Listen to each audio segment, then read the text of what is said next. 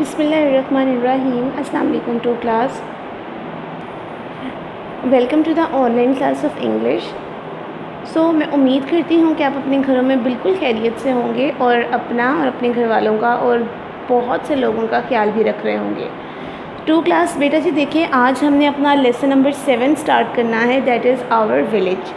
Before wasting any time we are going to start our work. Okay, lesson number 7, our village. Village का मतलब होता है गांव। यहाँ पे लाइन लगाकर आप लोगों ने लिखना है गांव। गाफ अलिफ गा, वाओ ऊपर हमज़ा, नून गुन्ना, गांव। Let me show you. This is it. Have you all see this? Okay, let me write this with my pen. Pen से लिख देती हूँ गाफ अलिफ गा, वाओ हमज़ा, नून गुन्ना, ताकि आपको नज़र आ जाए कि गांव कैसे लिखते हैं। ठीक है, आवर विलेज, हमारा गांव। बेसिकली मैं आपको अगर पूछना चाहूँ तो हमारा हर किसी का एक गांव होता है जहाँ पर आप छुट्टियाँ गुजारने के लिए जाते हैं। छुट्टियाँ गुजारने के लिए गांव में ही क्यों जाया जाता है, अगर आपसे क्वेश्चन किया जाए तो टू क्लास छुट्टियाँ गुजारने के लिए गांव में इसलिए जाया जाता है कि वहाँ पर बहुत ज़्यादा लोग इंजॉय करते हैं। लाइक वहाँ पर बहुत ठंडी हवा चलती है, वहाँ पे बहुत ही खुशहाली होती है, हर कोई बहुत खुश होता है, कोई लड़ाई झगड़ा, कोई बदतमीज़ी, कोई किसी किस्म से बदमज़गी कुछ भी नहीं होता। सब लोग बहुत अच्छे तरीके से रहते हैं, एक दूसरे का बहुत ख्याल रखते हैं। इसीलिए हर छुट्टियों में लोग अपने गांव जाते हैं ताकि वो वहाँ जाकर सुकून पा सकें। ठीक है, रीडिंग स्टार्ट करते हैं टू क्लास। बहुत एहतियात से सबने मेरे साथ रीडिंग करनी है। WEVELIVE, live. We live in a VILLAGE, age, village. We live in a village. We live in a village. हम एक गांव में रहते हैं। ठीक है, It is SITUATED, situated. SITUA, situated, situated. NEAR, near. The road, ROAD, road. That leads, LEADS, leads to. It is situated near the road. ये सड़क के करीब वाक़या है। That leads to बहावलपुर, जो कि बहावलपुर जाती है। ओके जी, रोड का मतलब होता है सड़क, सीन रे काफ, सड़क। नियर, करीब। सिचुएटेड, वाक़या। ये सड़क के करीब वाक़या है जो बहावलपुर तक ले जाती है। A canal, CANAL, canal. Named, Naubahar, flows near by. Canal कहते हैं नहर को। नहर, एक नहर जिसका नाम नौबहार है, फ्लोज नियर बाय, करीब ही बहती है। फ्लोज, बहना। एक नहर जिसका नाम नौबहार है, करीब में ही बहती है। The name of my village is, मेरे गांव का नाम इज़ सुल्तानपुर, सुल्तानपुर है। मेरे गांव का नाम सुल्तानपुर है। दिस अगेन बोलती हूँ एक दफ़ा। We live in a village. It is situated near the road that leads to Bahawalpur. A canal named Naubahar flows nearby. The name of my village is Sultanpur. ये हो गई हमारे फर्स्ट पैराग्राफ की reading. Next paragraph पे आ जाते हैं।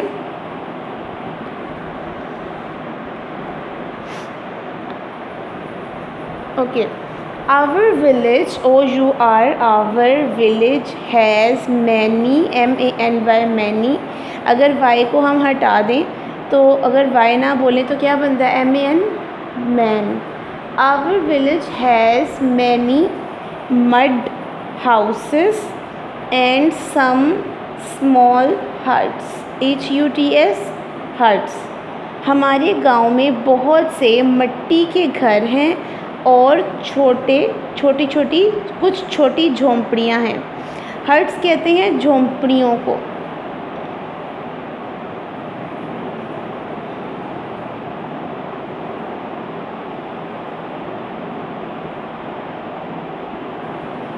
Mud, मिट्टी। हमारे गांव में बहुत से मिट्टी के घर हैं एंड सम स्मॉल हट्स, और कुछ छोटी झोंपड़ियां हैं।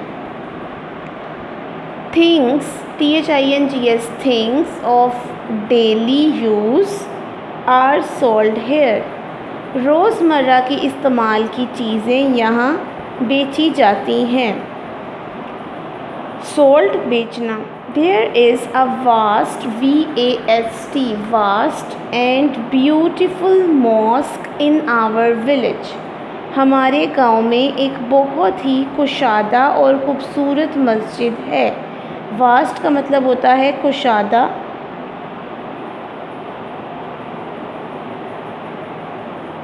ब्यूटीफुल, खूबसूरत।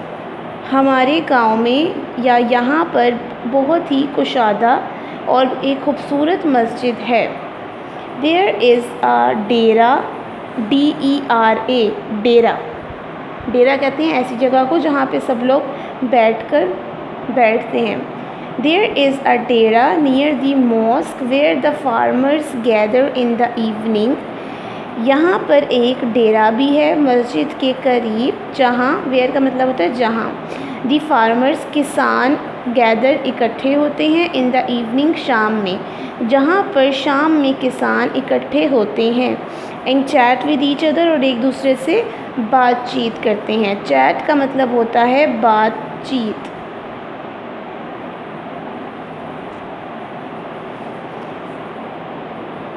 यहाँ तक बस आपकी रीडिंग है आज की टू क्लास। ईच अदर तक आपकी आज की रीडिंग है, बस यहाँ तक आपने रीडिंग करनी है। बहुत इजी रीडिंग है और मैं उम्मीद करती हूँ कि आप इस रीडिंग को बहुत समझ भी गए होंगे और आप कर भी लेंगे। So now it's time to start your workbook. Like all of you have to open your workbooks of English A. We are going to do today the words meaning of lesson number 7. To class, this is your workbook of English A, as you all see this, and we have opened our lesson number 7. First of all, we are going to write here the date and day. सबसे पहले हम यहाँ पर date and day लगा लेते हैं, and today is 4th August.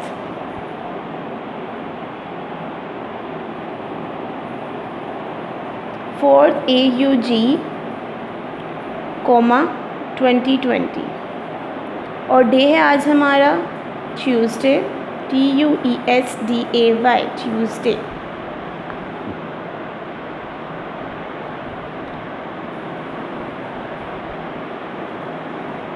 Okay, dictation practice में आप लोग जानते हैं कि फ़र्स्ट 3 वर्ड्स हम डिक्टेशन प्रैक्टिस में लिखते हैं। So first word is disputes. तो नीचे से देखकर आपने ऊपर लिख लेना है। मैं भी आपको एक दफ़ा लिखना सिखा देती हूँ।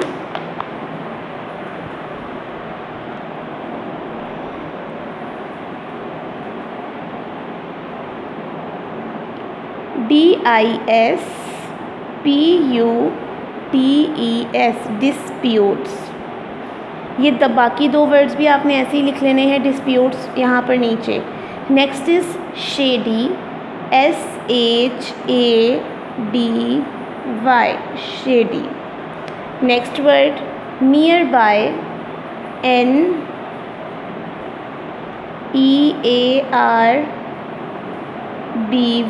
Near by.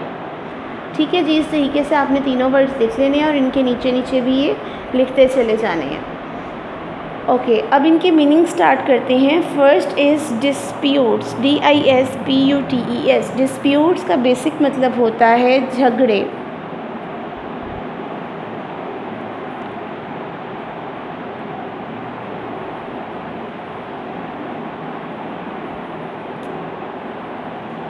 झगड़े।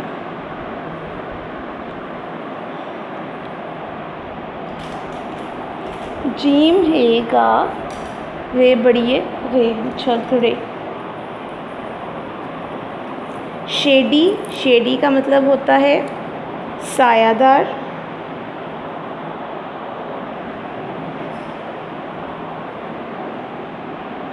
सीन अलिफ सा, ये है ये, दाल अलिफ रे, सायादार। नियर बाय, करीबी, काफ रे ये, बे छोटी है बी, करीबी। कैबेज, बंद गोभी। हॉस्पिटेबल, मेहमान नवाज, जो दूसरों की, जिनके घर मेहमान आते हैं और वो उनकी खातिर तवाज़ो करते हैं, उनको मेहमान नवाज कहते हैं उन लोगों को। मीम है, मीम अलिफ मा नून, नवाज मेहमान नवाज। एनमिटी, दुश्मनी। दाल शीन मीम नून छोटी है नी, दुश्मनी। कन्वेंस, सवारी।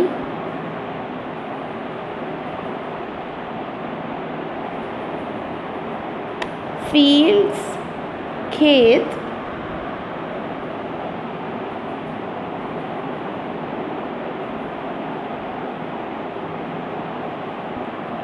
कंफर्ट, आराम।